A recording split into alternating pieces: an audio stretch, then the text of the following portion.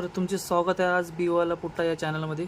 मित्रांनो, आज आपण संख्या पद्धती हा चॅप्टर घेणार आहोत. त्यामध्ये आपण सर्व प्रकारचे टाईप्स कव्हर करणार आहोत जे की पोलीस भरतीमध्ये विचारण्याची शक्यता आहे. ठीक आहे, तर आपण पहिलं क्वेश्चन सॉल्व करूया.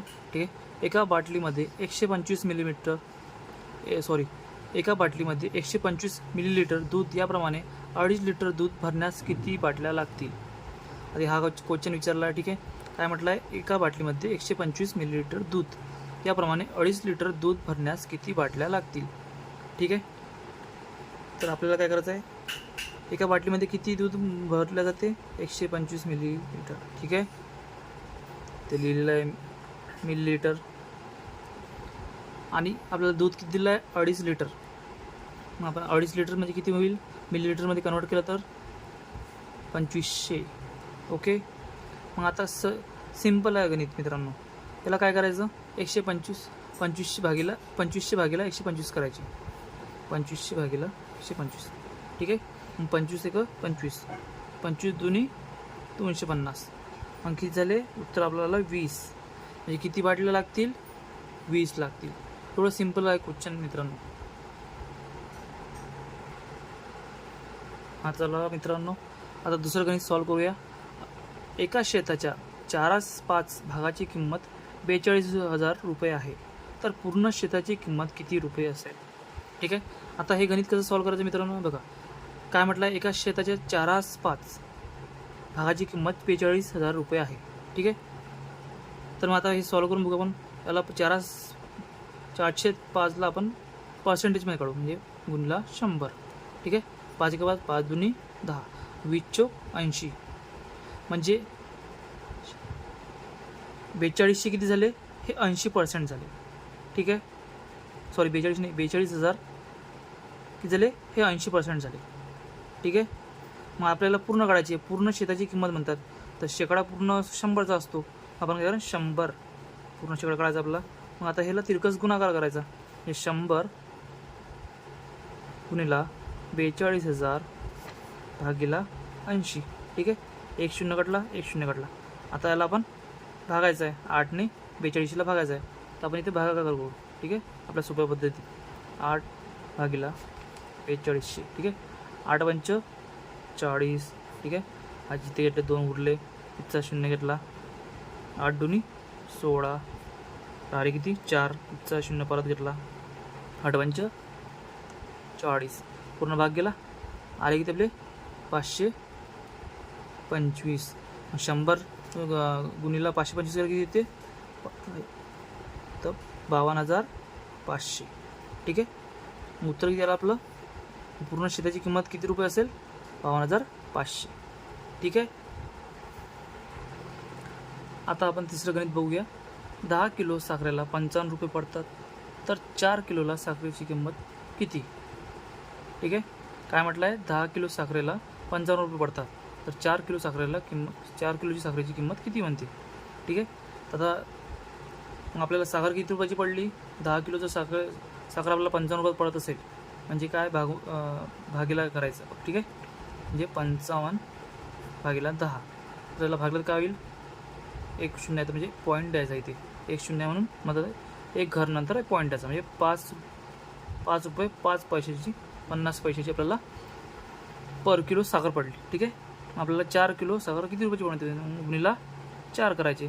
5 चोक 20, आजच्याला 2, 5 चोक 20, 20 आणि 2 22. एक घरनंतर पॉईंट आहे म्हणून घरनंतर पॉईंट दिला. ठीक आहे, मग आपल्या साखर किती रुपयाची पडेल, 22 रुपयाची. ठीक आहे, आता आपण चौथा क्वेश्चन सॉल्व करूया. ठीक आहे, काय आता 8,5,7,2,3 या अंकापासून तयार होणारी सर्वात मोठी संख्या कोणती म्हणते. मग हे गणित खूपच सिंपल आहे मित्रांनो, आणि इझी पण आहे. हा क्वेश्चन जनरली पोलीस भरतीमध्ये विचारला गेलेला आहे. ठीक आहे, आता हे सॉल्व कसं करायचं आपण बघूया. ठीक आहे, अशा मॅथ्स गणितामध्ये कधी पण काय करायचं, जो अंक मोठा आहे तो अगोदर लिहायचा. ठीक आहे, आता याच्यात सर्वात मोठा अंक कोणता आहे, 8. ठीक आहे, नंतर कोणता सर्वात मोठा आहे, 7. त्यानंतर कोणता मोठा आहे, 5. त्यानंतर 3. त्यानंतर 2. मग आता या अंकापासून तयार होणारी सर्वात मोठी संख्या कोणती असेल, ही असेल 87,532. ठीक आहे. आता आपण गणित 5 सॉल्व करूया. 10 रुपयाच्या नोटाच्या पुळक्यात अनुक्रमे 87,256 पासून तर 87,280 पर्यंत क्रमांक आहे. तर एकूण रक्कम किती? ठीक आहे. आता हे गणित कसं सॉल्व करायचं? अगोदर आपण किती नोटा आहे ह्या बघू, चेक करू. ठीक आहे. तर 87,256 87,256 म्हणजे इथे काय 87,280 सॉरी एक मिनिट 87,280 आणि 87,256 अगोदर मायनस करून घेऊया. 10तून 6 गेले 4 राहिले, हात चला 1. 8तून 6 गेले 2 राहिले, हात 8तून 6 गेले 2 राहिले. ठीक आहे. 0 0 0 नोटा किती आहे? 24. ठीक आहे. पण आणखी एक प्लस एक पकडायची नोट. का बरं? हा एक नंबर पकडायचा 87,256. मग आता नोटा किती झाल्या? 25. मग 10 रुपयाच्या नोटा म्हणतात, मग गुणीला 10 करायचे. मग किती उत्तर आलं? 250. एवढं सिम्पल आहे मित्रांनो. असे गणित जनरली पोलीस भरतीमध्ये विचारल्या गेलेले आहेत. त्यामुळे ह्या अशा टाईपची गणिताची प्रॅक्टिस जास्त करायची. त्यामुळे स्पीड वाढतो आणि टाईम कमी टाईममध्ये जास्त आपण क्वेश्चन सॉल्व करू शकतो. ठीक आहे. आता 6वं गणित सॉल्व करूया. यामध्ये काय म्हटलं आहे? खालीलपैकी सर्वात लहान संख्या कोणती? ठीक आहे. तर 1/2, 3/4, 2/12, 1/10. ठीक आहे. आता कोणाला काय वाटेल ही लहान असेल, कारण इथे 12 लिहिलेलं आहे. तर आपण हे चेक करूया. कसं चेक करूया? ठीक आहे, सांगतो तुम्हाला. 1/2 गुणीला 100. ठीक आहे. बे 1 बे, बे 2 बे 5 10. हिचं उत्तर किती आलं? 50. ठीक आहे. नंतर 3/4 सॉल्व करू. गुणीला 100. 25 100. हिची उत्तर किती आलं? 75. 25 त्रिक 75 येते. ठीक आहे. 2/12 गुणीला 100. याला 200 गुणीला 12 12 1 12. ठीक आहे. 8 उरले. 12 पंचे 60 12 कम 72. त्याला 8 इथे 0 घेतला, पण घेतला 12 कम 72 म्हणजे 26 पॉईंट. हे किती येईल? 26.6 समथिंग येईल. ठीक आहे. 26.66 येईल. ठीक आहे. नंतर आपण घेऊ 1/10 गुणीला 100. 1 0 घटला 1 0 घटला 1 गुणीला 10 म्हणजे 10 होते. मग सर्वात लहान संख्या कोणती आहे? 50 75 26.66 आणि 10. मग कोणती आहे सर्वात संख्या लहान? ही आहे. म्हणजे मग आपलं उत्तर राहील हे. ठीक आहे.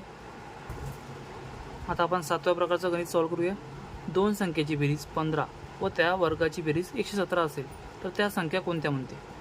ठीक आहे. आता त्या कशा काढायच्या सांगा बरं. तर आपण बघूया.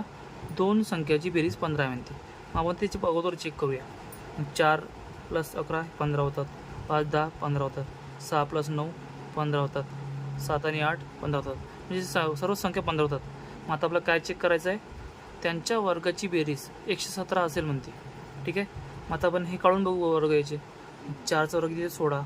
11चा वर्ग किती? 121.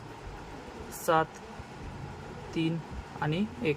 उत्तर किती आलं? 137. पण 137 आहे का? नाही आहे. मग हे चुकीचं आहे. नंतर 5चा वर्ग 25. 10चा वर्ग 100. उत्तर किती? 125 येते का? नाही येत. नंतर 6चा वर्ग 36. 9चा वर्ग 81. 6 आणि 1 7. 8 आणि 3 11. उत्तर आलं आपलं 117. 117 आहे का? हा इथं. म्हणजे आपलं उत्तर हे आहे. एवढं सिम्पल आहे मित्रांनो. असे क्वेश्चन पोलीस भरतीमध्ये विचारले गेलेले आहेत. ठीक आहे. त्यामुळे केअरफुली स्टडी करा आणि प्रॅक्टिस करा. ठीक आहे. चला मित्रांनो, आता आपण हे गणित बघूया. एका माणसाच्या मासिक खर्च त्याच्या पगाराच्या प्रमाणात बदलतो म्हणते. ठीक आहे. जेव्हा त्याचा मासिक पगार 800 रुपये होतो तेव्हा त्याचा मासिक खर्च 640 रुपये होतो म्हणते. तर त्याचा पगार 1300 रुपये असताना त्याचा मासिक खर्च किती असेल म्हणते. ठीक आहे. मग जेव्हा त्याचा पगार 800 रुपये होता तर तो 640 रुपये खर्च करत होता. मग 1300 असेल तर मग किती खर्च करेल? मग आता आपल्याला हे आपण पर्सेंटेजमध्ये काढू आपण. ठीक आहे. 800 म्हणजे किती आहे, ते 100% आहे. ठीक आहे. मग 640 किती टक्के असेल, आता हे तिरकस गुणाकार करू. 640 गुणिला 100 भागिला 800. 1 घटला, 1 घटला, 1 घटला, 1 घटला, 8 64. म्हणजे तो पगाराचे किती टक्के खर्च करतो, 80%. मग आता तेच अप्लाय करायचं इथे. ठीक आहे. मग 1300 हे 100, मग 80ला किती, तिरकस गुणाकार. 1300 गुणिला 80 भागिला 100. 1 घटला, 1 घटला, 1 घटला, 1 घटला, मग 130 गुणिला 8. ठीक आहे. 8 1 0 आणि 0 काही तर 0च निघते. ठीक आहे. 8 1 24, अच्छा 2, 8 1 8, 8 2 8 आणि 2 10. उत्तर किती आपलं 1040. म्हणजे तो किती खर्च करतो आपल्या पगाराच्या, 1300 रुपये जर पगार असेल तो किती खर्च करतो, 1040 खर्च करतो. ठीक आहे. आता आपण 9वा क्वेश्चन सॉल्व करूया मित्रांनो. बघा, एका वर्गातील विद्यार्थ्यापैकी 308 विद्यार्थी खो खो स्पर्धेत सहभागी झाले म्हणते. ठीक आहे. 524 विद्यार्थी क्रिकेट खेळात सहभागी झाले. त्या वर्गात एकूण 72 विद्यार्थी आहे. तर त्या वर्गातील किती विद्यार्थ्यांनी खेळात सहभाग घेतलाच नाही म्हणते. ठीक आहे. तर टोटल किती विद्यार्थी आहे, 72 आहे. त्यातले 308 विद्यार्थी म्हणते खो खो स्पर्धेत आहे म्हणते. आपण आता हे गणित सॉल्व करूया. ठीक आहे. टोटल विद्यार्थी किती आहे, 72. ओके. आता काय म्हणते, एका वर्गातील विद्यार्थ्यापैकी 308 विद्यार्थी खो खो स्पर्धेत सहभागी झाले. तर 308 गुणिला 72. आपल्याला खो खोमध्ये किती सहभागी झाले ते काढायचे ना अगोदर. ठीक आहे. 8 8 8 9 72, 9 3 27. ठीक आहे. मग खो खोमध्ये किती होते, 27 होते. ठीक आहे. नंतर आता आपल्याला काढायचे क्रिकेटमध्ये किती सहभागी होते, 524 होते म्हणते. 5/24 गुणिला 72. ठीक आहे. मग आता 72च्या भाड्यात 24च्या भाड्यात 72 येतात का, बघा. 24 गुणिला 3, 4 3 12, चला 1 3 2 6 आणि 1 7 येतात. म्हणजे 24ला 3 वेळा गुणल्यानंतर 72 येतात.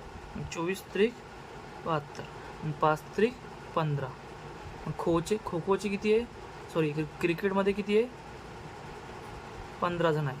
मग टोटल किती झाले, 27 प्लस 15, 7 आणि 5 12, चला 1 झाले 42. टोटल किती आहे, 72 आहे. मग 72मधून 42 मायनस करायचे. 2 2 गेले 0 राहिले, 7 4 गेले 3 राहिले. मग उत्तर किती आलं आपलं, 30 आलं. ठीक आहे. म्हणजे 30 असे विद्यार्थी आहे त्यांनी कशातच सहभाग घेतला नाही. बरोबर आहे मित्रांनो. आता आपण 10व्या प्रकारचं गणित बघूया. ठीक आहे. एका संख्येची चौपट व आठपट यांच्यातील फरक त्या संख्येचा वर्ग आहे, तर ती संख्या कोणती म्हणते. तर अशा टाईपचं जेव्हा गणित राहते मित्रांनो, तर आपण आता इथे ऑप्शन दिलेला आहे 2 3 4 8. तर आता ऑप्शन अशा टाईपमध्ये जनरली आपण ऑप्शन यूज करून बघायचे. ठीक आहे. काय म्हटलं, एका संख्येची चौपट व आठपट यांच्यातील फरक त्या संख्येचा वर्ग आहे म्हणते. ठीक आहे. मग 2ची चौपट किती होते, 4 2 8, आणि आठपट किती होते, 8 2 16. ठीक आहे. मग याचा फरक किती येते, 8 येते. दोघाचा फरक किती येते, 16 2 8 गेले 8 राहिले. मग आता 2चा वर्ग 8 येते का, नाही येत. मग हे चुकीचं आहे. मग आपण 3 ट्राय करू. 3च्या चौपट केलं किती, 3 चौक 12. ठीक आहे. मग 8 पट केलं तर 8 3 24. मग 24मधून 12 गेले किती राहते, 12 राहते. 3चा वर्ग 12 येते का, नाही येत. हे चुकीचं आहे. ठीक आहे. आता 4 बघू. 4 चौक 16. ओके. मग 4च्या 8 पट केलं किती, 8 चौक 32. ठीक आहे. तर याचा फरक किती येते, 32मधून 16 गेले किती राहते, 16 राहते. हा 4चा वर्ग येतो का, येतो. मग आपलं उत्तर काय आलं, 4 आलं. थोडं सिंपल आहे मित्रांनो. तर लॉजिक लावायचं, प्रॅक्टिस करायची. ठीक आहे. तोपर्यंत आता चला मग आता आपण भेटूया पुढच्या भागामध्ये. तोपर्यंत तुम्ही माझ्या चॅनलला सबस्क्राईब करा, लाईक करा आणि कमेंट करा. त्यामुळे मित्रांनो मला कसं एक प्रेरणा मिळते नवीन व्हिडिओ बनवण्यासाठी. तुम्हाला जर वाटत असेल की माझी जी गणितं आहे ती तुम्हाला समजत असेल तर मला सबस्क्राईब करा. Okay, bye.